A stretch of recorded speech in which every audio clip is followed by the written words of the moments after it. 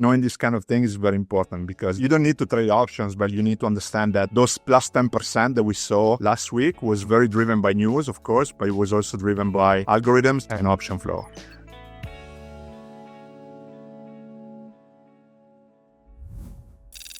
Fabio is in the house. How you doing, man? Nice to see you again. Oh, it's great to see you, man. You looking fit and healthy. Nice, good. You too. So let's break down. You have several different scores up here. Let's just break those down for people who have not seen this yet. Yeah, absolutely. So the scores are broken down. So think about the Q score, which is the fourth score that you see at the top here. Think about when you see like those analyst consensus rating that you see on companies. So if you look at Bloomberg or other providers where you have those analyst recommendation scores, we kind of do a similar job, but we're trying to break down the asset based on data. So we look at the option flow. The option flow is really looking at the core data that you see at the bottom. So our net gamma exposure, the JAX level that you guys have on the chart. And basically the idea is that the option data can tell us if we are in a bearish trend or a bullish trend. So the option data typically predicts because it's driven by market sentiment. So the big institutions are going to position themselves based on their thesis, based on market events. So when they heard the news about tariffs, suddenly start buying puts because they don't know really what was going to happen. So as a retail trader, you can look at that data and you can see like these charts right here where there's not a lot of like important call activity until the 5,800 level. So we're kind of still far away from that positive gamma environment. We're looking at SPX, but we can also look at the future as well. And then basically the option score will basically tell you if the market is bearish or bullish based on option activity. The score goes from 0 to 5. So 5 is really bullish, 0 is very bearish. Similar to volatility, 0 to 5, 5 is very high on volatility and 0 is very low. And why is volatility important? Because not only you can use volatility to understand what the market is thinking. So if we are in a very high volatile environment, suddenly we're going to expect a very big move like we saw last week, right? So where the volatility is very high.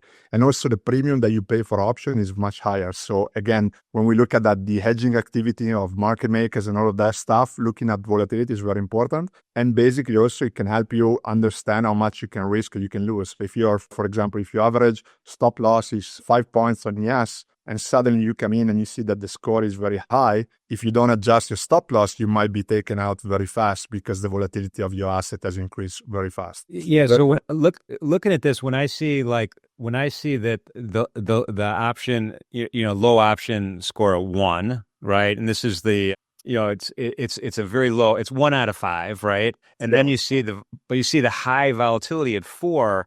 Sometimes it's hard to reconcile. Yeah, think about when you see the low option volume is because the market is overall bearish and they're also paying much more for premium. So they're willing to actually pay more because they are scared that a big event could happen. So for example, VIX was at 60 last week. So all the options were very expensive. And basically the idea is that you can use the data first. If you are an option trader, you could sell options and you could find strikes that could be far enough for you to still make profit with the premium because you are paying high premium and you're betting on the volatility crash.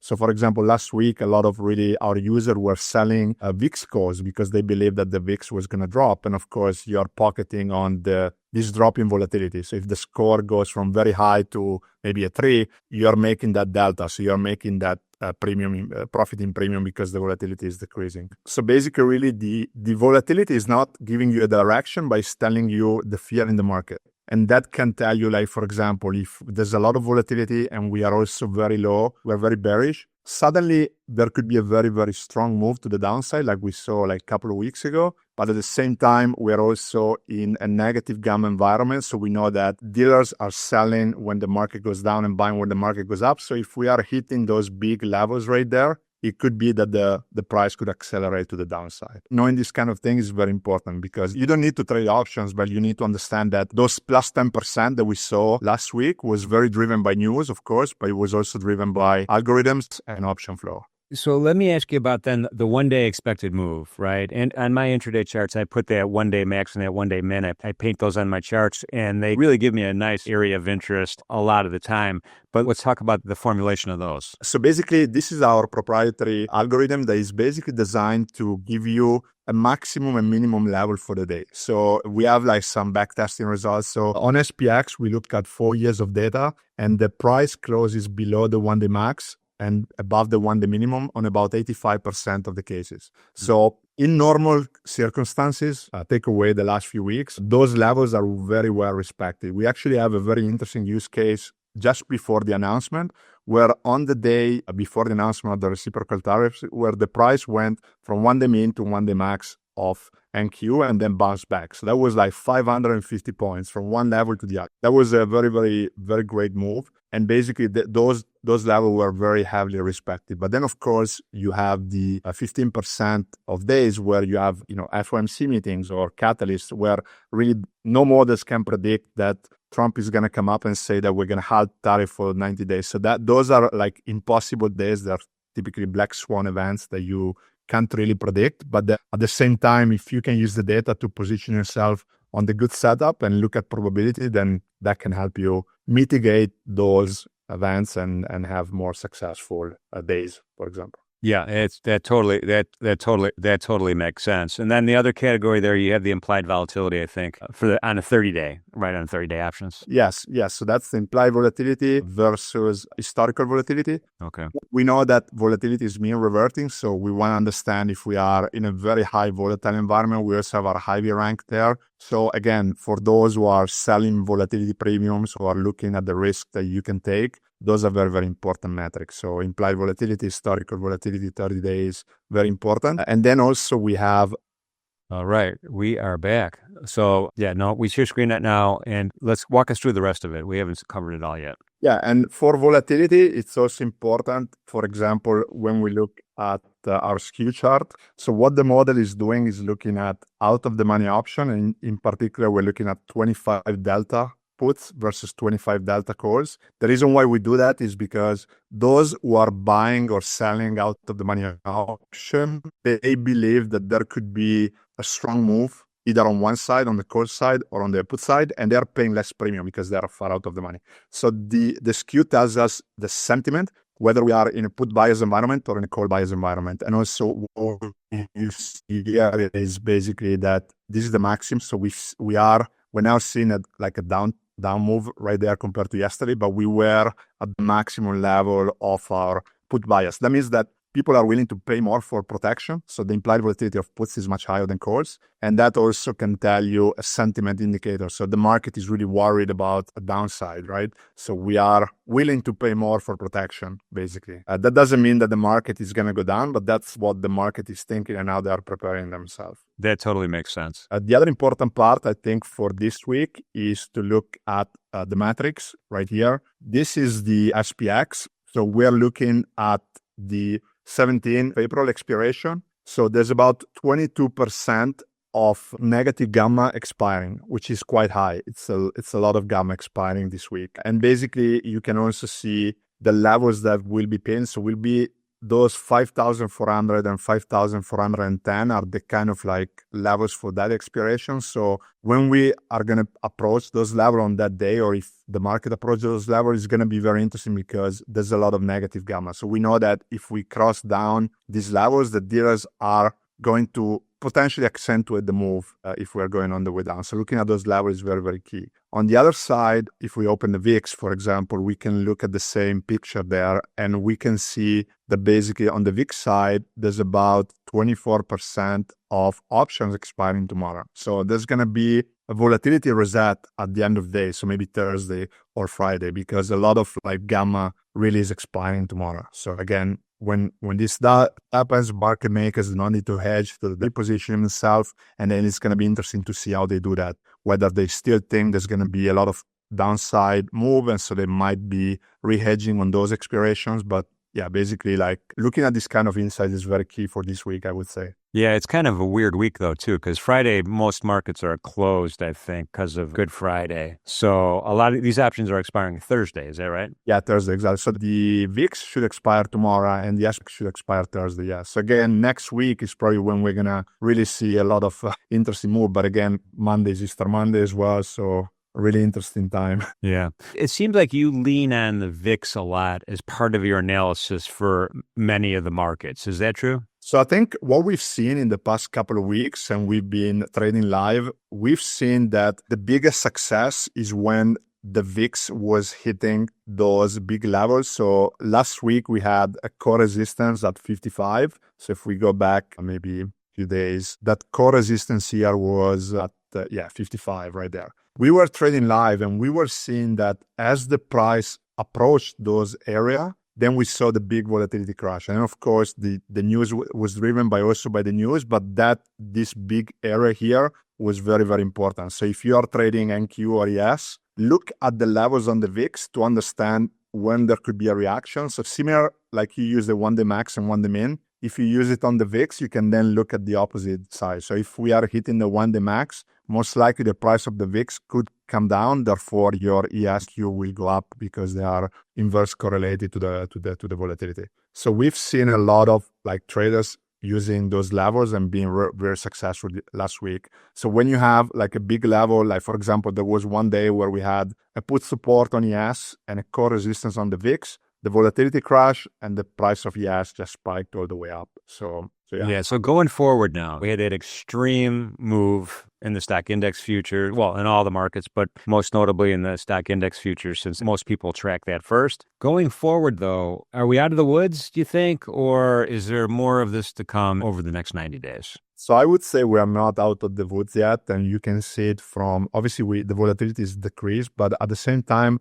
I think one model that you guys can use is our swing model, and we have it on stocks, ETFs, and indices. So if you are trading ES, you can use it on SPX. If you're trading NQ, you can use it on QQQ. So let's look at it on the VIX. So this one is the 5 days. Similar to the 1-day expected move, we are doing our swing model. Swing model is actually more advanced because we're using a machine learning technique to forecast the next 5 days and 20 days of price action. So for example, what's interesting here, it's actually, let's go back to today's data. So if we go back to today, similar to how you plot those levels, you can also do it on Ninja where you can plot the swing levels as well. So you can actually convert this swing level from the VIX to SPX or all the other assets, and we can look at it as well. But basically, the idea is to forecast the bands on where the price will be in 5 days from now. So here we are looking at a lower band of 27.95 and a risk trigger of 33.83. So the model is giving you those two bands, but in reality, it's trying to predict the direction.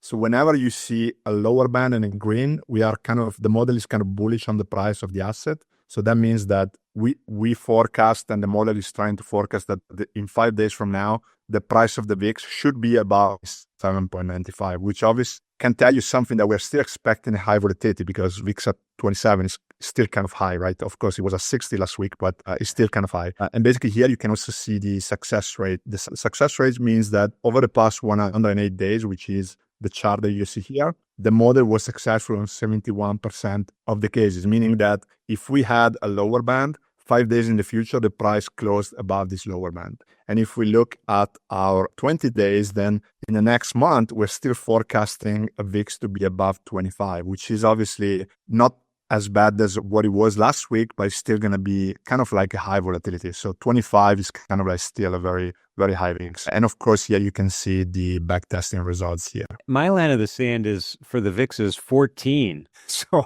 even 26 is miles beyond that. Yeah, so typically from 25 to 35 is when the VIX is really high. Above 35 is obviously those black swan events like COVID, like what we saw last week. And like looking at the fact that the option data is telling us that for the next month, we're still going to see kind of high VIX is kind of like, of course, can give you an idea of where we are right now in the market. The other thing I would also monitor is the Q score, and not only look at the numbers. So don't just look at 1, 3, 5, but look at the change. So if we scroll down in the dashboard, we can see our different scores. So this would be our option score and the historical data. So I think we helped a lot of users being prepared for this crash, because if you look at right here, when the option score was 5, this was like beginning of February, the tariff news came up and suddenly everybody went onto the protection. So everybody started really getting worried, right? So you're following the institutions and the score goes from 5 to 0 in a matter of a few days. And suddenly we start seeing this massive drop. And even though we saw like a kind of like a reversal, the option score has not really changed. So even if we think, oh, we're out, we're good now, in reality, the institution are still worried about what's going to happen. So it's not that we are out of the woods. So looking at, for example, when this goes from 0 to 3 or 5, then that's going to be very interesting. Another thing, the momentum score is kind of interesting because even though the price kind of going up, the momentum score is still very, very bearish. And you can see it here. But on the momentum score, go back to that for a second if you can. What would traders look for now for something to change on the momentum score? Like, are we looking to get back up to that 5 level and then we could kind of translate that into possible price movements to the upside, or no? So the momentum is looking at past prices and technical indicators. So it's not just like moving averages, that we built like a kind of complex indicator looking at momentum. So basically what you want to see is kind of like these spikes right here. So you want to monitor, right now it's kind of negative. So you want to, it could really change in a matter of a couple of days. And you want to monitor, like, for example, when like you see here, this kind of like predicted a kind of like 3 days kind of swing right there. But right now we're still in this kind of negative environment. And so basically, I think that the best part is to look at those big changes from one day to the other one. That can give you like some early warning signals that something could potentially change. And the other thing that I think is very relevant is also the seasonality. So again, if we look at the drop, so not just looking at the number, we are in a good seasonality. We see the drop here and suddenly the market drop. We see the spike and suddenly we see this kind of like nice rally for the last 3 days. And then of course the seasonality kind of dropped immediately and then we started seeing kind of this move right there. So now we have no seasonality. So there's not really a signal that we can derive from there, but we need to wait until something. So when I think of seasonality, I think in terms of calendar months, right? Oh, and in March, usually the S&P does this, not always, but usually. How are you measuring that seasonality?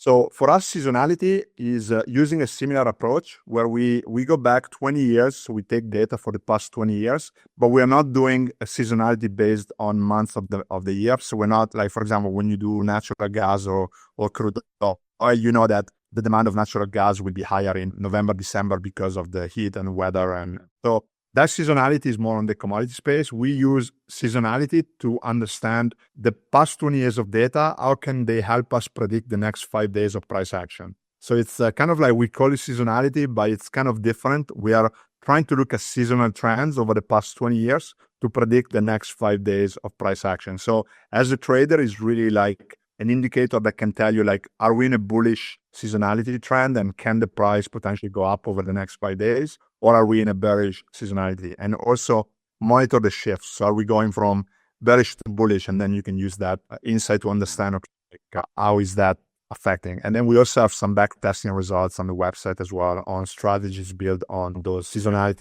momentum scores. Yes. But right now it seems like the news cycle trumps everything else, no pun intended. Yeah, the market is still kind of in the same situation. So if we look at this chart, we are kind of still buried in inputs, so we're still like, the market is still very worried about what could happen. So I think, yeah, we have to, as traders, we need to look at that. And we also need to understand how volatility could affect the asset that you trade. So yeah, I totally got it. And by the way, for those tracking SPX and QQQ, there's a translation on the MenthorQ plugin for NinjaTrader that does it for you. And convert those swing levels. You can convert the different gamma levels from, so for example, like if we look at gold, very interesting to look at, for example, the flows on GLD. So looking at the option activity on GLD, really high gamma there. And then of course, you can also look at the Q score there. So we are in a very, very high momentum, very, very high option, but in a positive gamma. And basically, obviously, we've seen the move that gold is having. And then, of course, we can look at our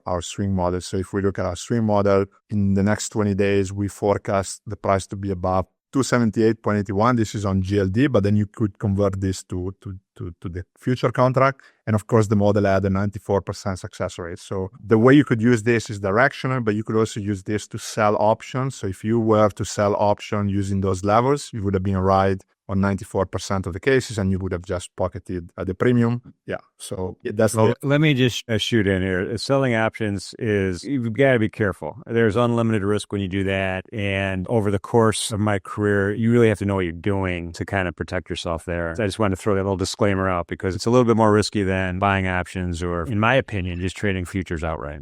Yeah, of course. Absolutely. Risk is the most important part right now. So Fabio, thanks for being with us. Great to be here, and congrats again on the show. It's amazing. This presentation is for educational purposes only. All of the symbols, trading ideas, and live trading are for demonstrational purposes and are not recommendations or trading advice. Past performance may not be indicative of future results. All of the information and opinions expressed by third-party guests are their own and are not necessarily those of NinjaTrader, LLC. Trading futures involves substantial risk and may not be suitable for everyone, and trading futures can result in losses greater than the initial required margin. Traders should only trade futures with risk capital. Risk capital is money that you can afford to lose without jeopardizing your financial security or current lifestyle. You can find additional disclosure information on the NinjaTrader website.